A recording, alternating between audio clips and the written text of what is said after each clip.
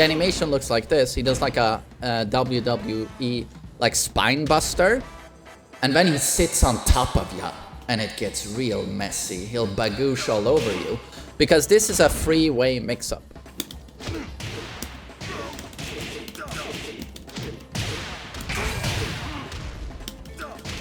This is without a wall.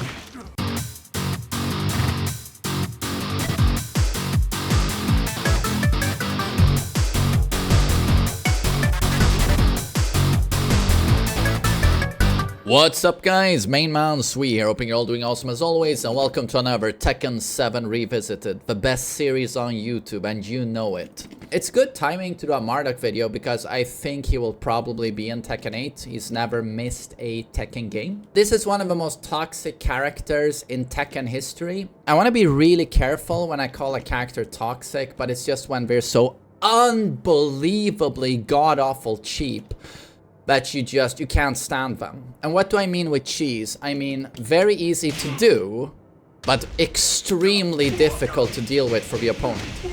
So, oh god. The best Tekken game ever made just crashed. Nice. So what I mean with cheese, I mean something that a hamster can do. And a hamster can pilot the character, like Yoshi in Tekken 8, for example. But you need like a PhD to counter it.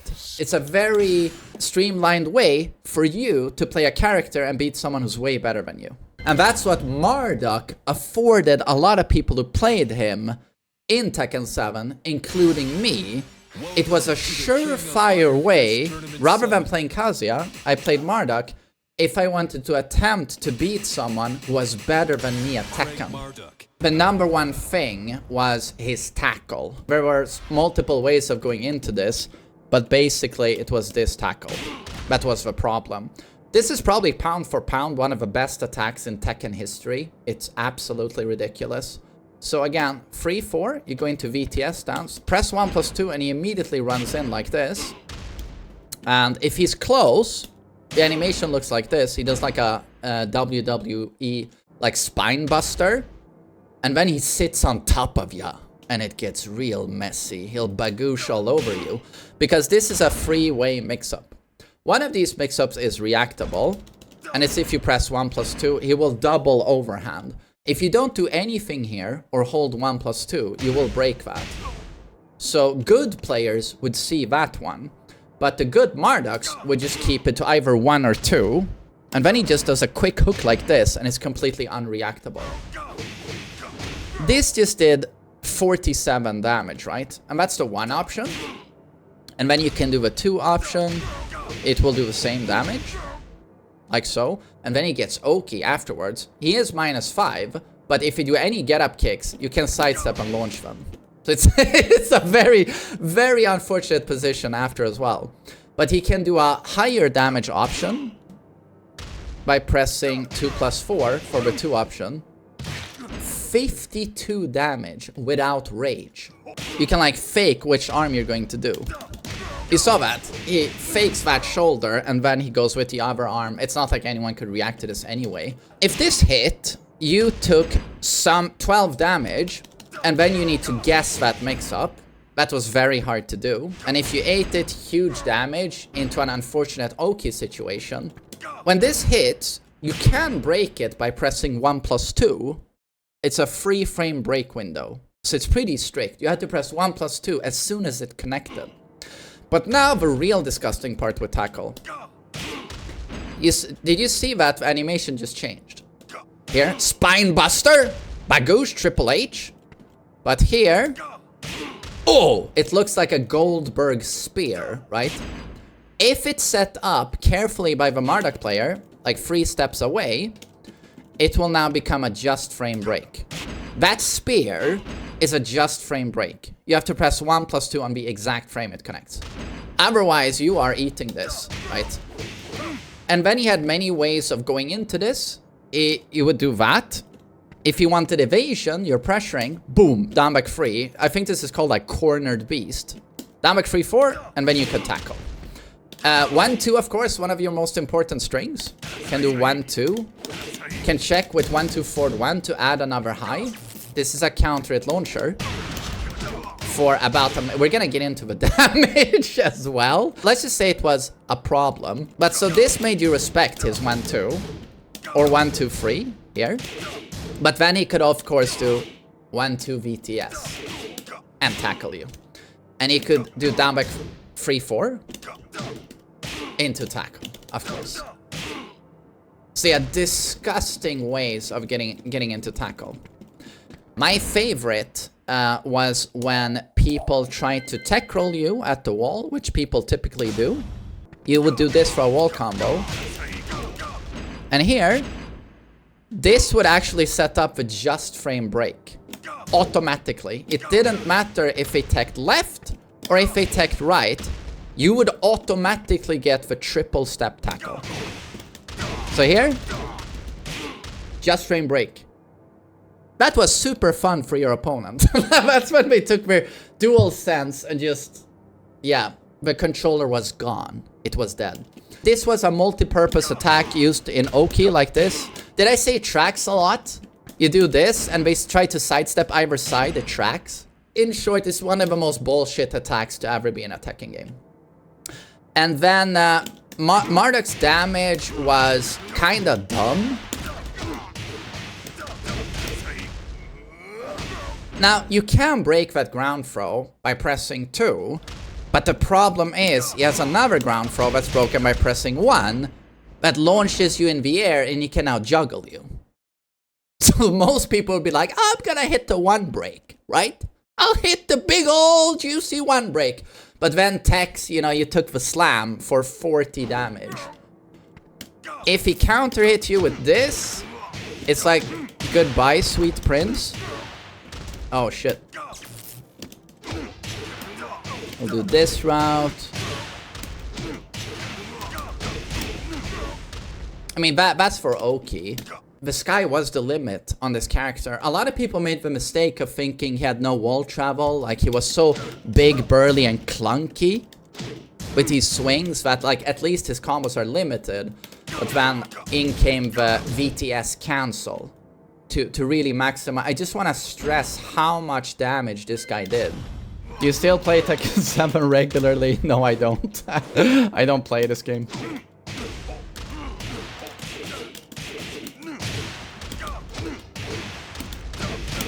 You saw the wall travel, right? Okay, I'm trying to jump back and key charge. Thank you.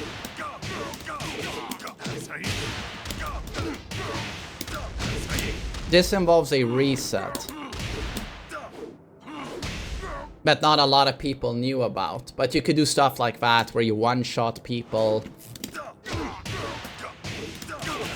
I'm just trying to do like a ground throw here. Like this. Simple. But yeah, the damage was absurd. It was way too high. And a problem was also his rage drive.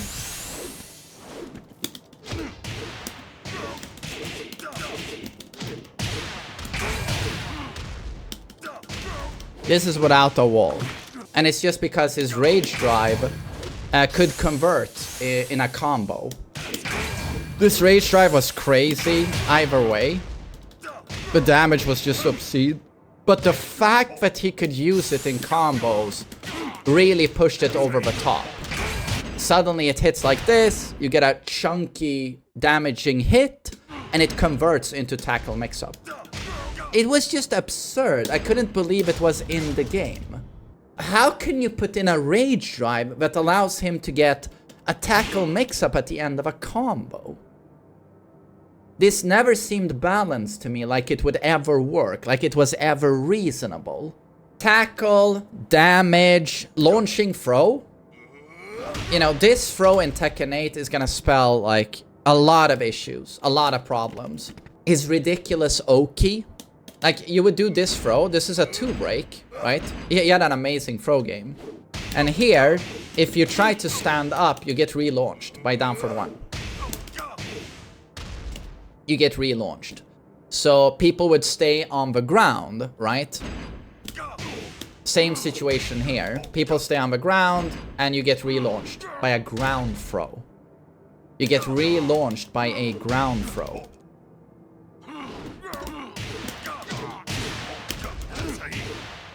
His Oki is probably the most broken you've ever seen in a game. Like, in a Tekken game. It's a big claim because we have Tekken 8 Yoshi, right? But Marduk, he is up there. Like, he slams you like this. He's threatening tackle here if you try and stand up. He's threatening down forward 1 if you try and stand up. He's threatening relaunching you from grounded position, right?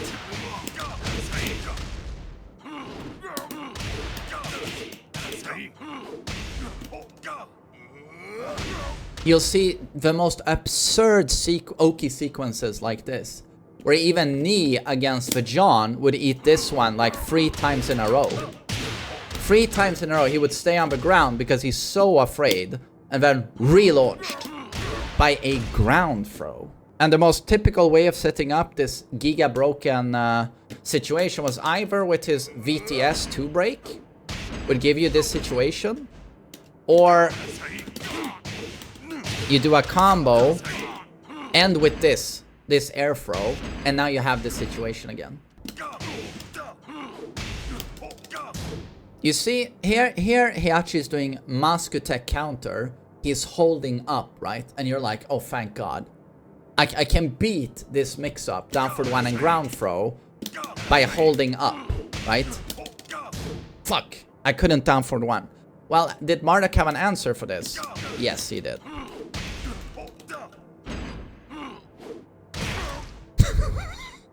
This is just a normal standard throw. If he does it here, it will connect back turn, and then your ribs are gone.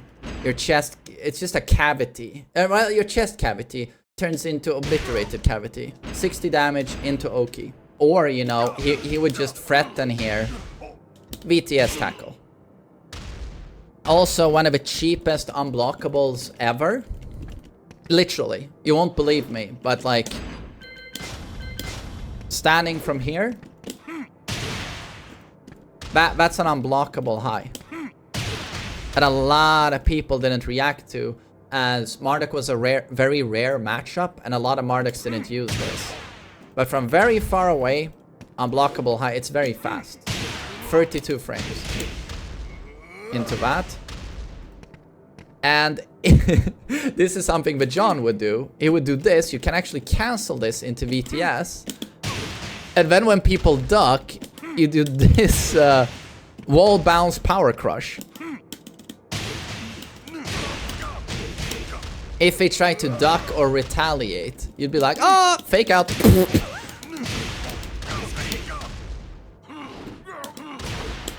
This was, of course, a ton of fun for people to deal with. He even had some pretty decent neutral buttons. A bit sluggish, but still top tier due to having a super chunky low poke in down 3. It's -1 on block, but it does 18 damage, has huge range, and hits grounded. And on counter hit, a super chunky 21. In terms of lows, have you seen this counter hit? This would floor break for like death combo if you had a breakable floor. Believe it or not, this is -12. And +5 on the hit.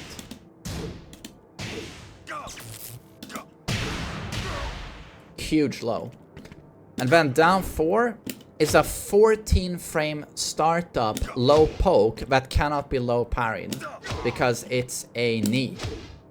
Note that this was -16 on block, but still absolutely absurd due to 14 frame startup. Insane low. And then of course this one to threaten VTS tackle. His down for the 1 hit is a 15 frame launcher that hits from 50 miles away. One of the best whiff punishes in Tekken 7, in my opinion. He got this for free from his safe shove. Counter it. Get this for free. Very nice. Down back 2. It's a super nice, safe 16 frame counter launcher. Very strong. Back 2 is an homing mid, long range check. -9 on block, but look at the reach. Note that it's homing. How's that for space control? Counter it launcher. Up for 3, -2 on block, jumping attack, jumping knee. -2. Counter it launcher.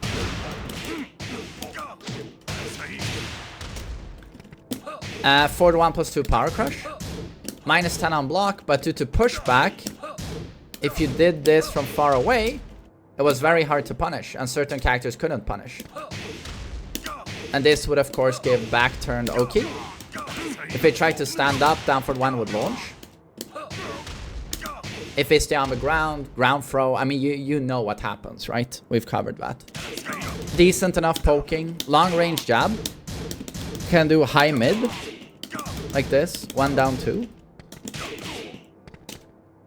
One of the best 12 frame punishes in the game. Up for 1-2. +6, 34 damage, and forces crouch.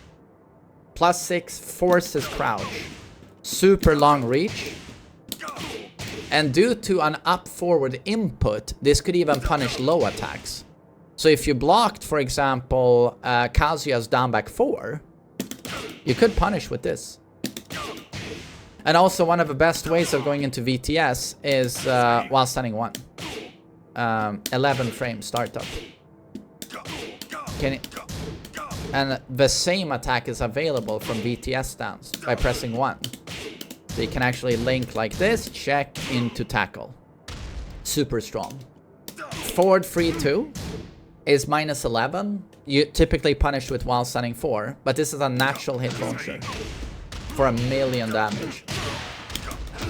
There was a bigger punish on this, which meant that in between the hits, takes a long time here. Opponent can step to the right, I think it was, step right and launch Marduk. But due to how rare he was, no one did this. Everyone just blocked it. And if you didn't step this, the risk reward was 1,000% in Marduk's favor. If this hit, you died. Basically, you died. Down 1, neutral mid. Yeah, VTS has access to a health suit. Disgusting, because he can do VTS free. This is a steel pedal, by the way.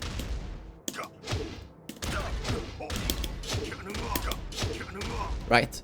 So he steel pedals you off the ground into this. Marduk's Oki was like nothing else. Anytime I played him, I felt like I was playing Kazuya on steroids, basically, on a lot of gear.